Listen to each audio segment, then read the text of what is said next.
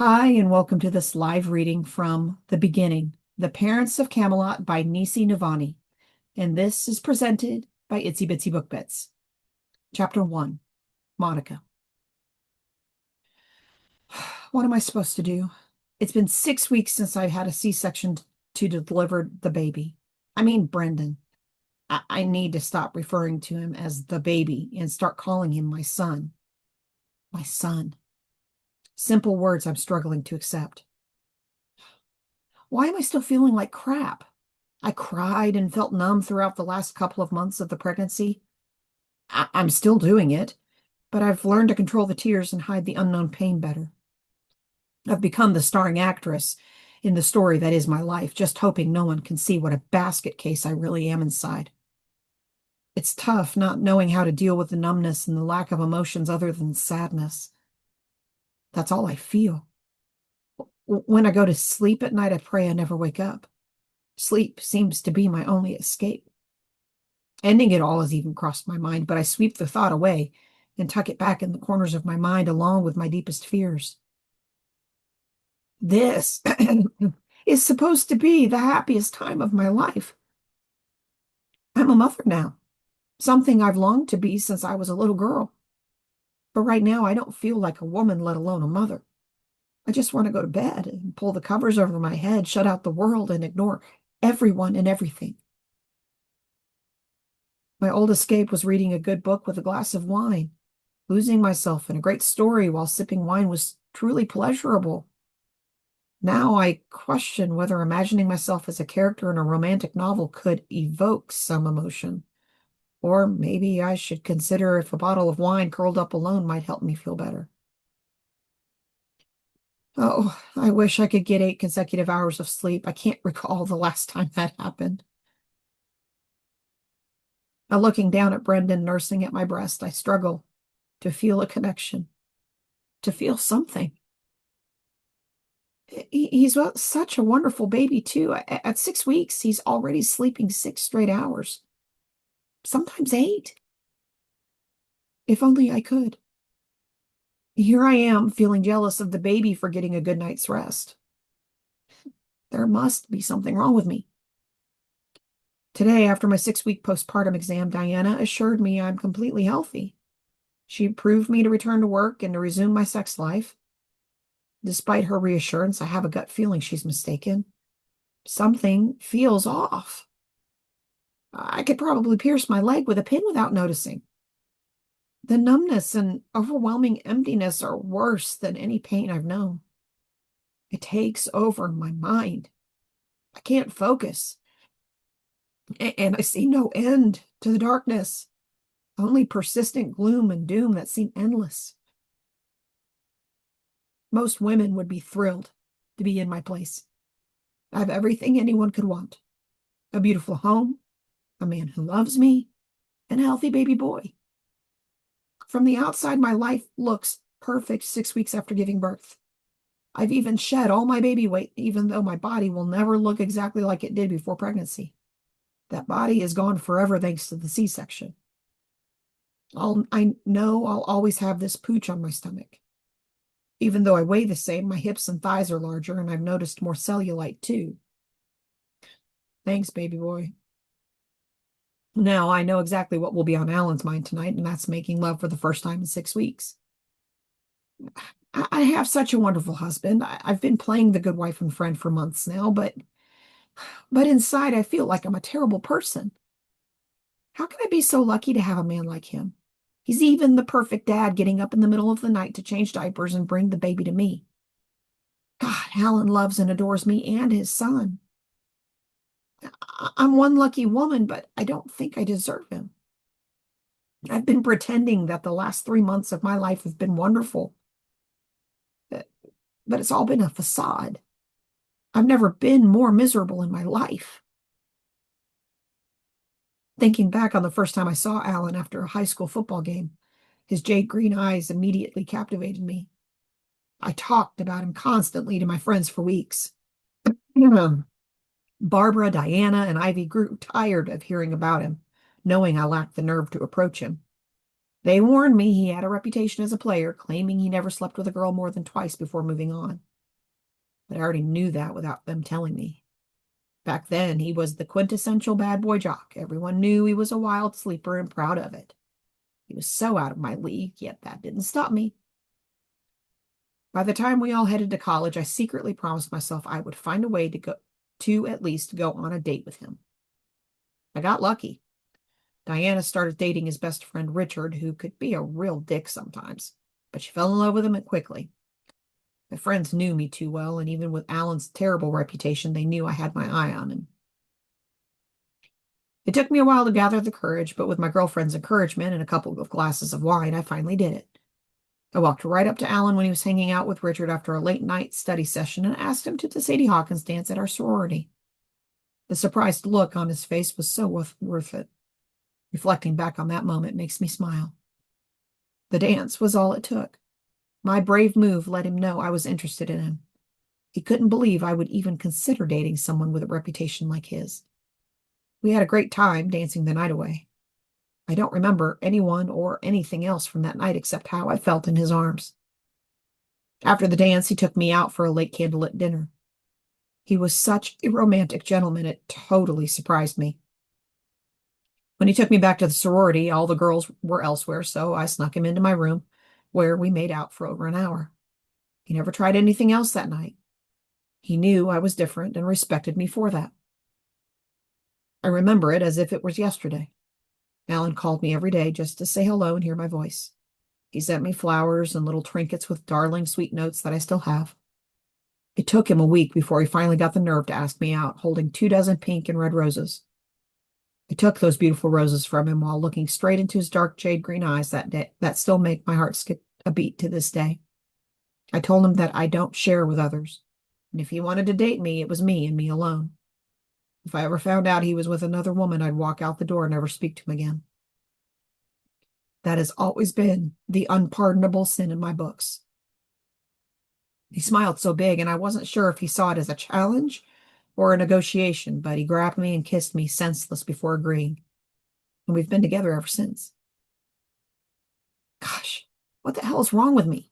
One minute I'm enjoying a walk down memory lane, then I feel nothing for him seconds later. It's like my heart has left my body, forever leaving an empty hole in its place. When he's away from me, I kind of miss him, but when he's around, I want him to get away from me and leave me alone. What am I going to do tonight? Fake it? Allen always makes sure to satisfy me. He's always been so perfect, treating me like I was his princess and serving as my faithful protector. He's too good for me now. God, even when I was pregnant, he was incredibly attentive, pampering me, loving me, taking care of me, never once mentioning how much weight I'd gained. Sex with him was always so mind-blowing. Since I was about 6 months pregnant, I could escape this feeling of emptiness during sex, but afterward it would immediately return like a cold wave of pure emptiness. It happens every time. Will it be like that now? He was my first love, my only love. Never had sex with anyone but him. I imagined sex before I met Allen as making passionate love in the missionary position like in the movies. Never thought sex was anything like what Allen has shown me since we've been married. When we started having sex in college, it was like those romance movies I've watched hundreds of times with him on top of me, passionately making love under the covers. Never wanted it to stop.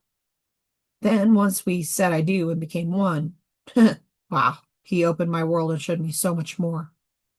If I had known then what I know now, I don't think I would have waited as long as I did to explore sex. Now I feel like I'm using him as an escape. I know he'd never ask me questions if I'm bent over something or on my hands and knees, and he'd never turn away a good fuck, as he'd say. He used that a lot during the pregnancy because I didn't want anything more than that. I needed that escape and release more than words could say. Sometimes I'd seduce him so he wouldn't have to talk. I know your sexual drive can increase during pregnancy, but it was more like an animal instinct than passionate lovemaking, like some moms talk about. It was a drive that wouldn't go away. My constant need for his body made me feel like a nymphomaniac, never able to stay satisfied. I craved him faster than I ever thought possible. What am I supposed to do if that passionate lovemaking doesn't return? What if all I want is a good hard fuck from now on? Our passionate lovemaking has always been important to Allen and me as well. Words cannot fully describe what we shared both in and out of the bedroom. I used to get excited at work, just knowing what was going to happen when we both got home. Some days our desire for each other and the passion we shared made us like magnets, pulling us together the moment we walked in the door after a long day. We'd just attack each other, tearing off each other's clothes until we were making love. Didn't matter if we reached the bedroom or not. It could be on the kitchen table or the living room sofa. Sometimes it was just up against the wall, but it was a passionate need for each other. But right now I feel nothing. All of that is gone. I've got to get my shit together. Maybe I should just take some time just for myself to escape and figure things out. Everything has happened so quickly, it feels like I'm on a runaway train with no control over where it's going. I need to stop this. I hear a noise in the hallway and look up. I see Allen watching me breastfeed. Instantly, I realize he's more focused on my oversized breasts from nursing. My mind starts racing, trying to manage the overwhelming stress I immediately feel. Hi, how are the two most important people in my life feeling? How did your doctor's appointment go? Would you like me to burp Brendan to give you a break? Allen asks so sweetly as he walks over and caresses my cheek. He looks so amazing while I look and feel like shit. I feel the coldness overtake me again. I let out the breath I hadn't realized I'd been holding since he walked into the room. Diana gave me a clean bill of health. I've already got my mom and her old friend Doris on standby. Doris is a retired nurse. They'll be taking care of Brendan when I go back to work. I have my first full day back at the office in the morning. Gosh, I've missed it. How was your day? I say as I hand him Brendan and cover up my exposed breasts. You don't have to hide those beauties for my sake. I've missed them. And not to share them with this big guy for a little while, but I'll always love admiring them, he says with a chuckle as he pats Brendan on the back. Within seconds, Brendan gives his daddy a big burp. So you aren't going to even wait 5 minutes before you make your needs known?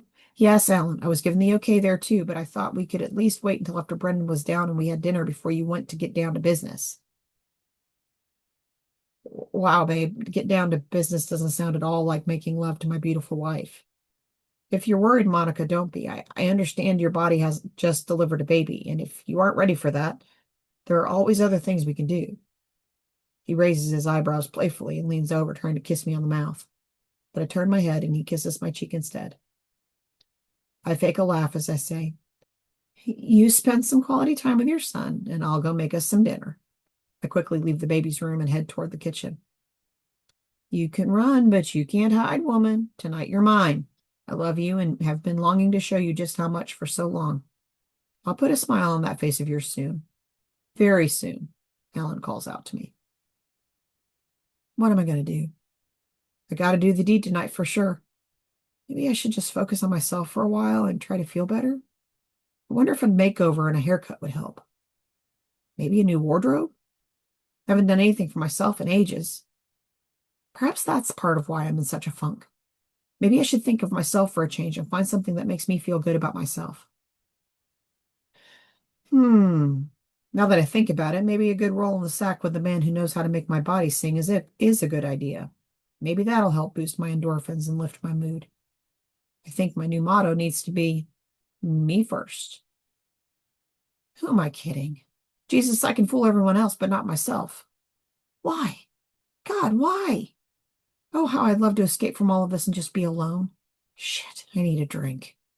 But no, I'm breastfeeding. I can't even have a glass or two to steady my nerves and calm my internal battle. I know I have to put the baby's needs first, and breastfeeding for the first year is vital. Stress that to all new moms, and that their breast milk is the best thing for their little bundle of joy. Look at me now. I'm where they are. But sadly, I feel no joy in it. It's just me sacrificing what I want, what I need for that baby. Walking over to the fridge, I grabbed the dinner I started making hours ago when Allen was still at work. He took the first 3 weeks off after the baby was born. He and my mom helped take care of me since I had a C-section. Even then, he still managed to find a couple of hours to work in his home office. I've done nothing but sit on my ass and tend to the baby. Maybe returning to my routine is exactly what I need. I've got to figure something out before someone notices I'm on the verge of losing it. This dull nothingness is killing me. I need an escape from this emptiness. My mind is a disaster. I have to keep acting until I can get away. I need to focus on pretending everything is okay. It shouldn't be too difficult. I've become a pro at it over the last few months.